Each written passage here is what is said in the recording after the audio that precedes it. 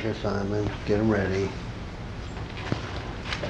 Yesterday's lecture dealt with solving quadratic equations by quadratic formula. Are there any problems you have? Tony? On number 13. Number 13. Well, let's take a look at 13. That should be an interesting problem. Does that say 4y squared plus 8 equals 0? Right. Now remember, this is an equation. We have tons and tons of freedom. Anytime you have a chance to make an equation a little easier to look at, do it. So what can we do here to simplify this equation? Divide both sides by 4. Divide everything by 4. Divide both sides by 4. You don't have to. You'll get the same answer, only your numbers will be much larger. So here we go. Now we're ready to work. It's in general form. So what we have to do is determine the value of A, of B, and of C. Well, remember, A is the coefficient of the square term. Well, in this problem, A would be 1. B is the coefficient of the first degree term, or the y term. What would B be in this problem? 0. 0. We don't have a y term, so B has to be 0. C is the constant. C is the term that doesn't contain any variable with it. So C would be 2. So there are the values of A, B, and C. We now take the quadratic formula, which is x is equal to negative b plus or minus the square root of b squared minus 4ac all over 2a. So now I plug in the values of A, B, and C. Well, A is 1, B is 0, C is 2. It says negative b. The opposite of 0 is still 0. Plus or minus b squared, well 0 squared is 0. Minus 4ac, well A times C is 2. A minus 4, negative 4 times 2 is a negative 8. All over 2 times A, well 2 times 1 is 2. So what we come out with is x is equal to plus or minus the square root of negative 8 over 2. Okay? Everybody with me? Now remember, when we dealt with radicals, we said anytime a radical can be simplified, it must be simplified. So the first thing we have is the square root of a negative number. Well, we know that's what's going to be introduced to this problem. I, sure, because the square root of negative 1 is I, so we have x is equal to plus or minus I times the square root of 8 over 2. But 8. Sure, we simplified that many times. That's 2 times 2 times 2. We can extract the 2, so we get x equal plus or minus 2i square roots of 2 over 2. We simplify this by reducing. We get our answer is plus or minus I square roots of 2. That's the answer. Way back up the top, anytime you have a problem like that, you can divide through both sides. Sure, sure. As I said, if you work with this one, you will get the same answer. Your numbers would be much larger, that's all. Okay? That was number 13. Are there any others? No others? Well, let's go on.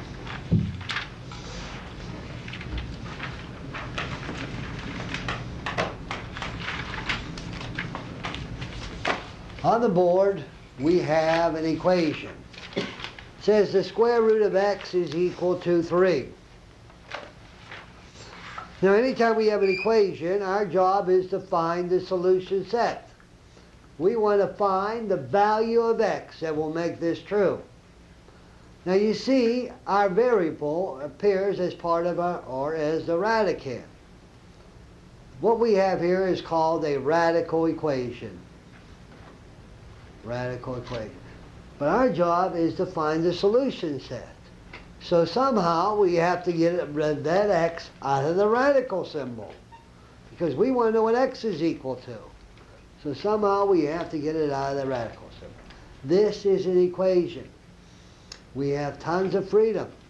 We're allowed to do anything we want to one side. As long as we do the same thing to the other side, it's okay. Help. What can we do? Square both sides. Sure. Square both sides. So if I square the left side.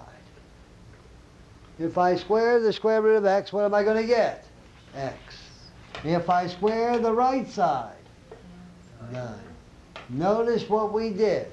We squared both sides.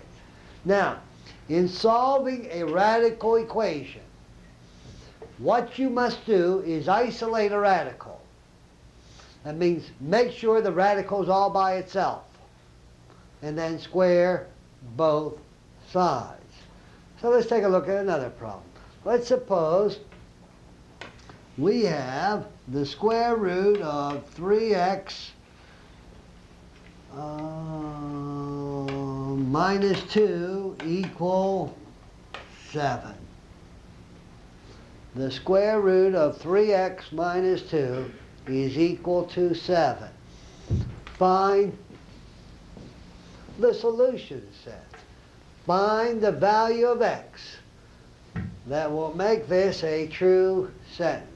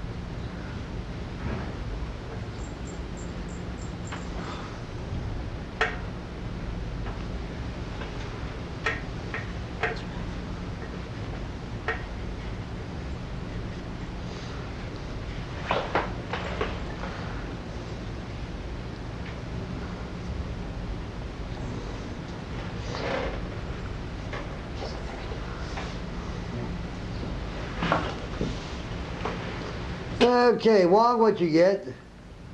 9. 9? X equal 9. X equal 9. How do you get that, Wong? Tell- X square root equal 3. Okay, let's take a look. We have a radical equation. Radical equation. Do we have a radical all by itself? Yes. So we're going to square both sides. Wong, if I square this side, what am I going to get? What am I going to get? Nope. No, what do I get when what do I mean by squaring it? Multiplying it by itself. What is the square root of 3x minus 2 times the square root of 3x minus 2? Oh, good question, Wong. Remember I gave you a property? It says the square root of a times the square root of a is equal to? No, A, yeah. The square root of a times the square root of a is a. And this is what we're building these problems on this property right here, because we're squaring both sides. If we square a square root, we always get the radicand. So when I square this side, well, all I get is 3x minus 2. If I square the right side, I get 49. Notice we now have an equivalent equation without radicals. This equation sometimes will be first degree, as it is here. Other times it will be a quadratic. But it doesn't make any difference. You know how to handle both of them. We solve for x, we get 3x equal 51. X is equal to 51 over 3, which is 17. Check it. 3 times 17 is 51. Minus 2 is 49. The square root of 49 is 7. Check. Okay? Let's try this one. The square root of 2x plus 1 plus 5 is equal to 8.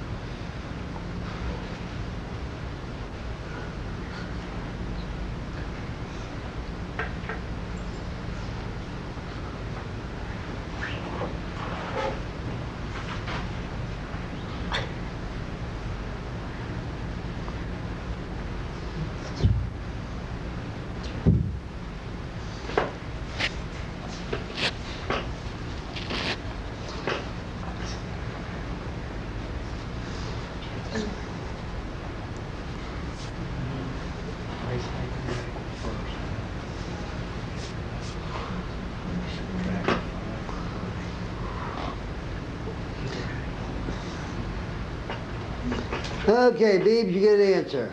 X equals to 4. X equal 4? That's good. That's good. Now, in these problems, the first thing you have to do is make sure you have a radical isolated. Lynn, do we have a radical isolated? Do we have a radical all by... Isolate.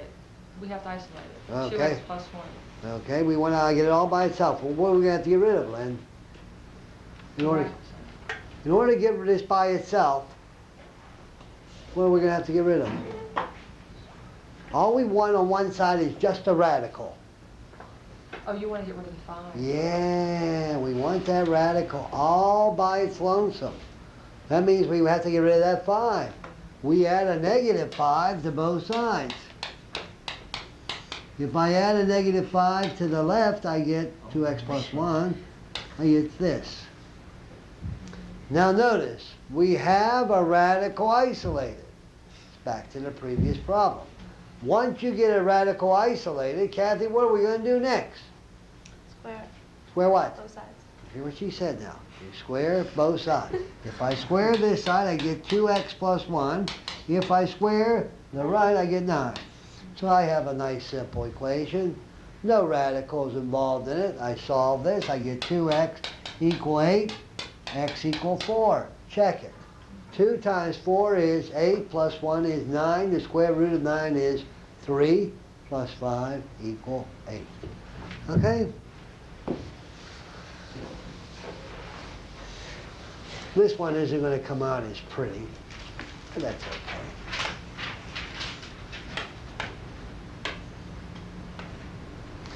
Oh, let's make it come out pretty.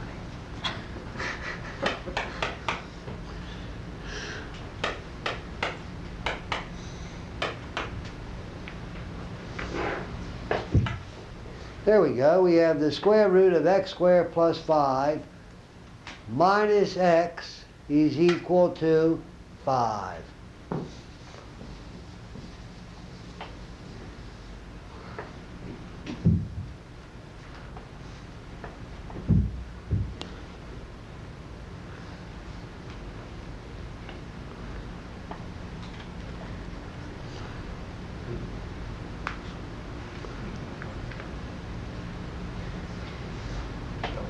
It doesn't work.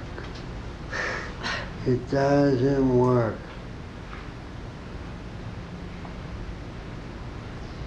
What do you mean it doesn't work? Don't have any X's. You don't have any X's. Well, let's see what happens. Tony, first of all, we have to isolate a radical. Do we have a radical isolated? No. No. So what we're going to do? Tell me what to write. Add X to both sides. Sure. So we come out with x squared plus 5 is equal to x plus 5. Kathy, what are we going to do next? I mean, I asked you last time. What are you going to do? Square both sides. You hear what she said, Tony? Yeah. She said square both sides. She didn't say square each term. She said square both sides. Okay? So that's what we're going to do. If we square the left side, we get x squared plus 5. Anytime you square square root, you get the radicand. Now we have to square the right side. We're squaring a binomial. Remember how we do that? We square the first, twice the product. Well, the product is 5x, twice that would be 10x. Square the second. Now remember I told you the first week of class, the last week of class, we're still going to be squaring binomials. Okay. Huh, we didn't lose all the x's, Tony. We now solve this. And let's see, the x squares disappear. So I come on, add a negative 25 to both sides. I get negative 20 equal 10x. X would equal negative 2. There's our solution. Check it. A negative 2 square is 4, plus 5 is 9. The square root of 9 is 3. Minus a negative 2, well that would make it a positive 2. 3 plus 2 is definitely 5. Remember, you are squaring both sides. Knowing that,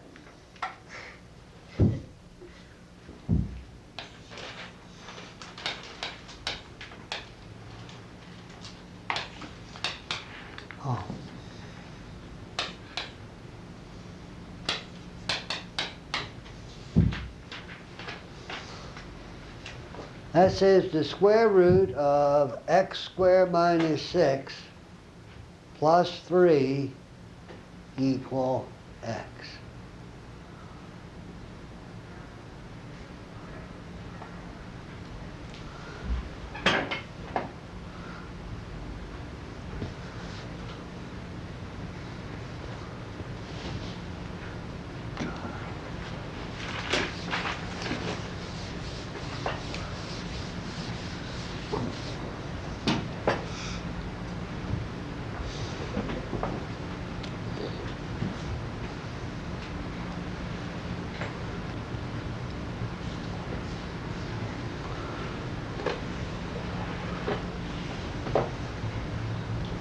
This one doesn't come out as pretty. It comes out a fraction, I believe.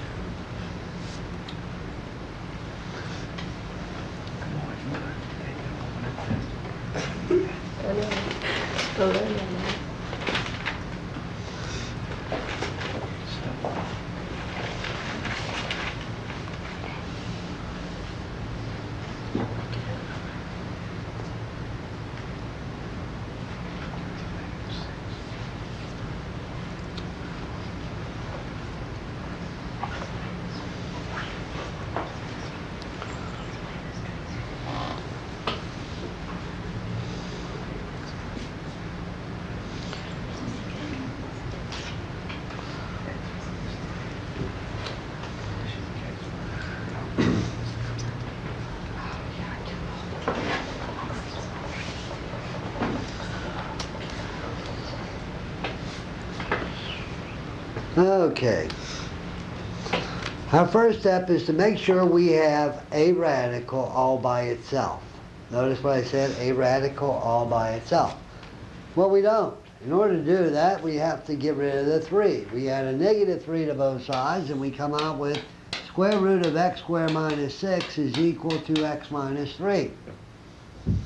As soon as we have isolated a radical, we then square both sides. If I square the left side, I get x squared minus 6. Remember, when you square a square root, you get the radicand. On the right side, I'm squaring this whole side. I'm taking x minus 3 quantity squared. So if I do that, I get x squared minus 6x plus 9. And there we have an equivalent equation with our radicals. Now remember, I told you, sometimes this equation will be first degree, sometimes it will be second degree. We know how to handle them both. Well, here the x squares disappear. We add a negative 9 to both sides. We get negative 15 equal negative 6x. We divide both sides by negative 6, and we get x equal positive 5 halves. Okay? This next problem is mine.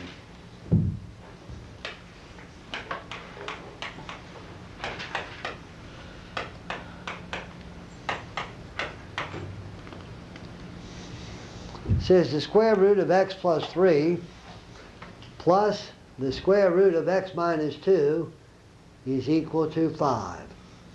This is a radical equation. Our job is to solve it. Now remember what we said. We isolate a radical. That means we want to get one radical all by itself. Well, we don't have a radical isolated here. So what we do is get one by itself. It doesn't make any difference which one you isolate. I'm going to isolate the first one. That means I'm going to add a negative, the square root of x minus 2 to both sides. I come out with a new equation which says x plus 3 equal 5 minus the square root of x minus 2. Everybody with me?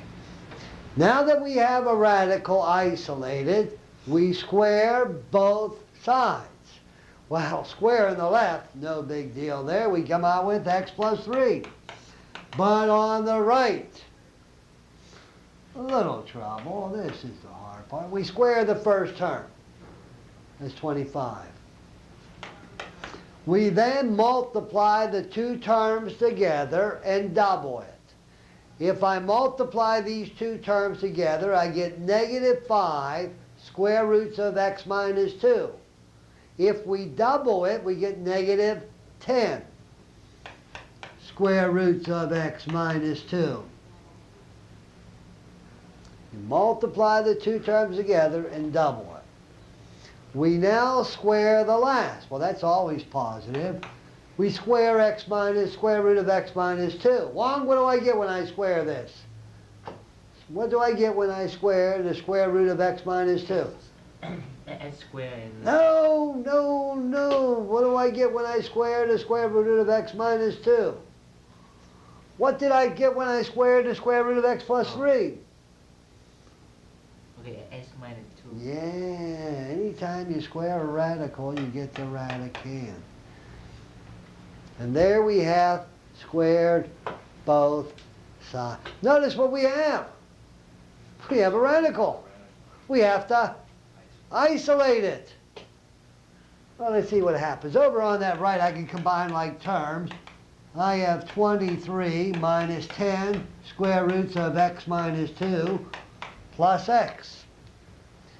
If I add a negative x to both sides, hey, they're gone.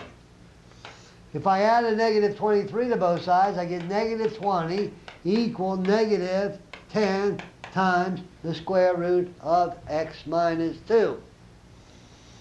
But remember what we said we wanted. We want the radical all by itself. So what are we going to have to do? Divide both sides by negative 10. I get 2 is equal to the square root of x minus 2. Now that I have the radical isolated, we square both sides. If I square the left, I get 4. If I square the right, I get x minus 2. I solve for x. I get x equal 6.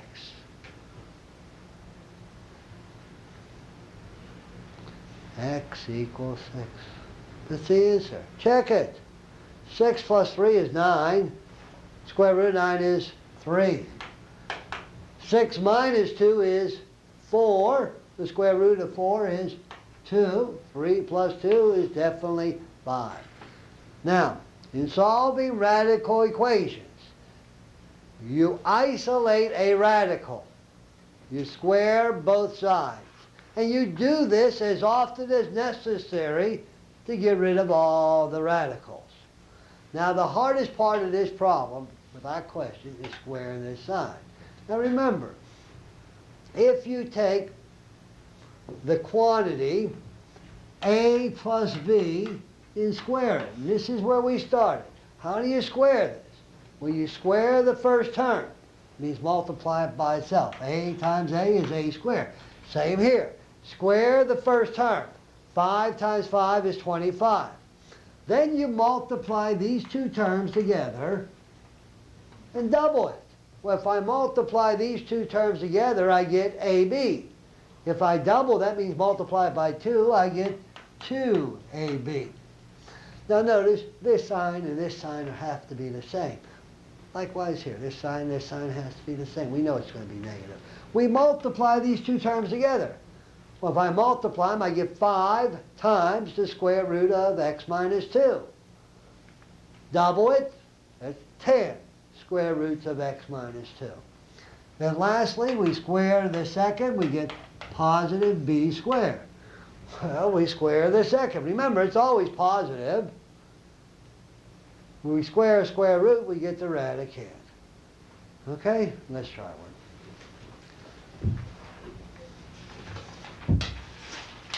The square root of x plus 14 plus the square root of x minus 7 is equal to 7.